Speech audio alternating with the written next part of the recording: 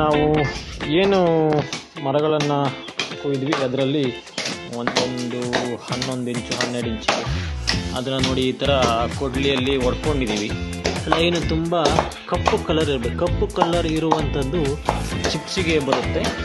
Light brown ಇರುವಂಥದ್ದನ್ನೆಲ್ಲ ನಾವು oil ಮಾಡಲಿಕ್ಕೆ ಹಾಕುತ್ತೆ. ನೋಡಿ ಆ ಮರದ್ದು ನಾವಿಲ್ಲಿ ಚಿಪ್ಸಿಗೆ ಹೋಗುವಂಥದ್ದನ್ನ ಸೆಕ್ಷನ್ ಅಂತ ಹೇಳ್ತೀವಿ. ಅದನ್ನು ಮಾಡ್ತಾ ಇದ್ದಾರೆ. ಈ ಥರ ಮಾಡಿ ಇಟ್ಟಿದ್ದಾರೆ.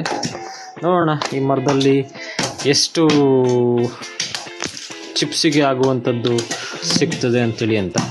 ಆಯಿಲ್ ಕೂಡ ಹೋಗುವಂಥದ್ದನ್ನ ಚಕ್ಕೆಗಳನ್ನು ಕೆತ್ತುತ್ತಾ ಇದ್ದಾರೆ.